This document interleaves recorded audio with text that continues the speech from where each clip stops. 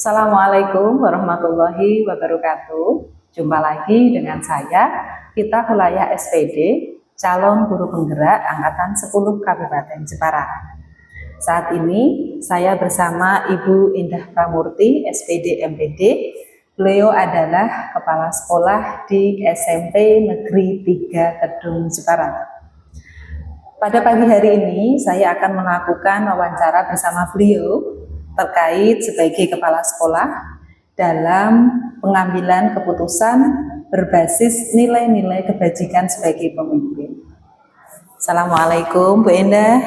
Waalaikumsalam warahmatullahi wabarakatuh. Kita Selamat pagi Ibu. Mohon maaf mengganggu waktunya Ibu ya. Jadi kedatangan saya di sini ingin yang pertama adalah silaturahim Ibu. Yang kedua sedikit berbagi pengalamannya Ibu ya, bagaimana Ibu sebagai kepala sekolah dalam pengambilan keputusan tentunya yang berbasis nilai-nilai kebajikan di sekolahan Ibu ini. Nah, apakah Ibu bisa meluangkan waktunya untuk saya sebentar? Insya Allah bisa Bu Vita. Terima kasih. Untuk kali ini saya serahkan waktunya ke Bu Vita jika kita akan berdiskusi gitu ya. Betul sekali. Wawancara ya, wawancara tentang pengambilan keputusan oleh kepala sekolah. Silakan. Nah, jadi gini ya Ibu, ada beberapa pertanyaan yang akan saya ajukan ke Ibu ya terkait dari nilai-nilai kebijakan ya. Ada 8 poin ya Bu ya, di sini ada 8 pertanyaan. Kita mulai dari pertanyaan yang pertama Ibu. Oke. Selama ini di sekolahan yang Ibu pimpin, bagaimana Ibu dapat mengidentifikasi kasus-kasus yang merupakan dilema etika atau rujukan moral? Gitu ya. Ya. Ya, selama ini pengalaman saya selama menjabat menjadi kepala sekolah di SMP Negeri 3 Kedung dalam mengidentifikasi ya apakah permasalahan-permasalahan timbul itu dilema etika atau rujukan moral. Biasanya saya lihat dulu di sana situasinya Bu Vita. Kalau dilema etika itu saya lihat apakah situasi tersebut dalam situasi yang saling bertentangan tetapi kedua-duanya itu benar begitu. Jadi entah itu berupa moral ataupun suatu permasalahan ya gitu. Benar atau benar di sana untuk dilema etika. Kemudian untuk rujukan moral biasanya saya lihat di situasi atau kondisi pada saat itu saya identifikasi situasinya itu benar atau salah gitu. Jadi nanti saya akan melihat di sana lebih cenderung akan lebih mudah mengambil keputusan di saat kita di situasi dibujukan moral. Begitu Bu. Menarik sekali Ibu, berarti kita melihat dari situasi dulu ya Bu? Iya, situasi saat itu. Sangat setuju dengan apa yang Ibu sampaikan. Selanjutnya Ibu di pertanyaan yang kedua. Nah, bagaimana juga selama ini Ibu menjalankan pengambilan keputusan di SMP Negeri 3 Kedung ya? Terutama untuk kasus-kasus di mana ada dua kepentingan yang sama-sama benar atau sama-sama mengandung nilai kebajikan. Kalau selama ini ya misal langsung saja ke salah satu kasus mungkin ya biar lebih jelas gitu ya Bu Vita. Di sini saya ambil misalnya kasus pada saat pengambilan keputusan untuk naik atau tidak anak tersebut gitu. Di sana selalu saya pertimbangkan meskipun kita harus tahu dulu nih mana yang benar atau benar.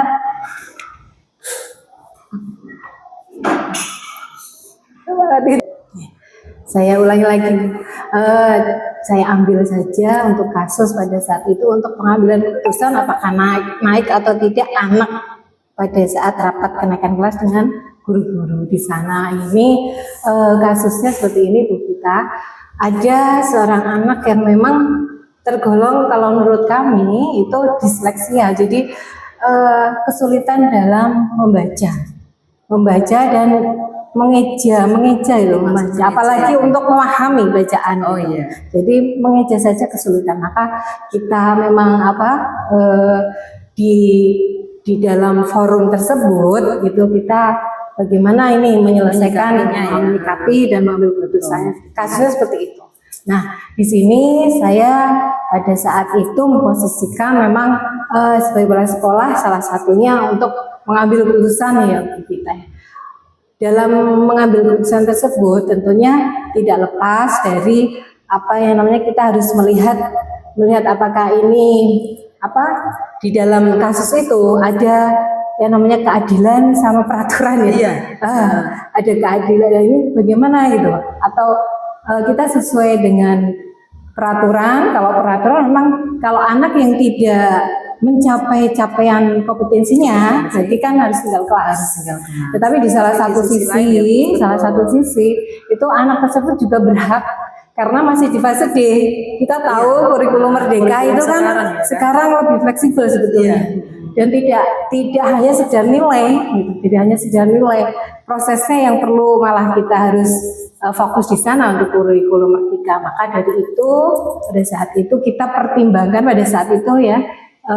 Pertimbangannya adalah itu, kemudian untuk prinsipnya kita di sana adalah berbasis hasil akhir untuk kita. Jadi untuk kedepannya itu anak bagaimana kalau tinggal kelas. Nah seperti itu. Jadi kita pertimbangannya itu. Dan untuk mungkin langkah-langkahnya kita memang tidak pada saat itu saya tidak langsung mengambil keputusan, tetapi saya juga melibatkan semua guru-guru terutama yang pasti wali kelas, karena di sana wali kelas sangat berperan sekali. Dia mengenal karakteristik dari anak tersebut, kemudian juga guru BK-nya bagaimana pendapatnya, kemudian guru-guru yang mengajar anak tersebut, guru, kemudian juga identifikasi juga dari tadi ya yang siapa-siapa yang terlibat di sana, anak-anak tersebut komunikasinya dengan siapa, orang tua juga, bagaimana orang tuanya, backgroundnya seperti apa gitu. Betul. Saya sangat setuju ya Bu, apalagi posisi kita sekarang ini, kalau saya sebagai guru, Bu Ina sebagai kepala sekolah, misalkan anak itu tidak melanggar sebuah etika, hanya sebuah permasalahan seperti ini, berarti kan ada rasa keadilan lawan rasa kasihan gitu ya. Nah, tetap kita melihat ranah kurikulum Merdeka sekarang kan tuntutannya memang di hasil akhirnya. Mungkin nanti selama pembelajaran anak mungkin bisa kita dorong bagaimana cara dia menggali literasinya, begitu ya Bu ya. Matur suwun sangat Bu. Selanjutnya untuk pertanyaan yang ketiga, langkah-langkah atau prosedur seperti apa yang biasa Ibu lakukan di sini? Biasanya jika ada kasus yang tergolong dilema etika itu ya memang cukup berat ya Bu Vita ya. Betul, karena sekali, dua-duanya sama-sama benar juga gitu, dan tidak ada yang salahnya ya, yang salah tapi juga bertentangan gitu, sama benar-benar tapi bertentangan gitu. Akhirnya langkah-langkah saya biasanya yang pertama identifikasi dulu apakah masalah tersebut di dalamnya ada mungkin latar belakang bagaimana kok bisa muncul seperti itu, kemudian siapa saja yang terlibat di dalam kasus tersebut, kemudian juga di sana perlu juga saya menguji di sini kaitan dengan hukum atau tidak gitu, dengan pelanggaran enggak, uji regulasi gitu, uji legalnya, uji legalnya, kemudian juga saya setelah itu dengan mungkin bukti-bukti dan yang perlu dukungan, maksudnya untuk menentukan pengambilan keputusan kan banyak faktor. Itu saya cari dulu itu, kemudian mengambil keputusan. Setelah mengambil keputusan itu juga tidak serta-merta ya, selalu menyertakan berbagai pihak juga tadi yang saya sebutkan, ada guru dan beberapa yang terlibat di situ. Kemudian juga ada setelah saya mengambil keputusan refleksi juga, evaluasi juga apakah pengambilan keputusan itu memang sudah benar-benar keputusan yang terbaik, dan juga perlu juga saat itu ini Bu Vita, kadang kan ada dua pilihan gitu, ada dua pilihan yang harus saya pilih, tetapi di dalam proses mengambil salah satu memilih salah satu dari dua pilihan itu ada satu solusi, kadang ada satu solusi muncul pilihan trilema etika itu. Jadi kadang muncul dengan tiba-tiba, dan dari kemungkinan tiga pilihan itu nanti saya ambil salah satu keputusan itu buat kita refleksi. Jadi yang saya tangkap, Ibu ini sudah menjalankan 9 langkah ini, pelopor-pelopor runtutannya sudah sangat lengkap, luar biasa. Saya termotivasi dengan Ibu ini.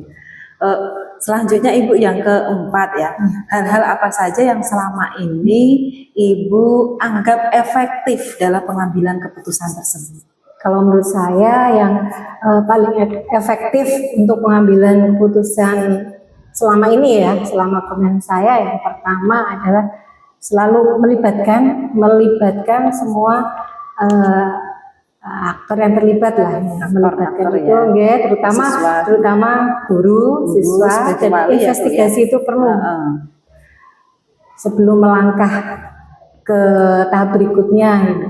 Jadi, apakah di sini posisi wali murid ya Bu, orang tua wali juga dilibatkan Ibu? Ya, selalu Bu Vita. Ya, selalu kalau di sini jika ada apalagi sebuah kasus yang memang menurut kami itu berat gitu ya, berat. Memang terutama di sini kan sekolah itu adalah suatu tempat untuk belajarnya siswa gitu, dan merupakan semuanya kan tujuannya berpihak pada siswa gitu, padahal di sekolah itu siswa di sini cuma berapa jam, lebih banyak di rumah. Maka dengan itu kita tetap harus melibatkan orang tua. Selama ini kira-kira ada tantangan tidak Bu dalam pengambilan keputusan pada kasus-kasus tadi? Pasti ada tantangan itu ada, terutama itu pada saat ada sesuatu yang memang di dalam pilihan itu kan memang sama-sama benar. Betul. Nah, di salah satu sisi pasti ada tantangan, ada konsekuensi.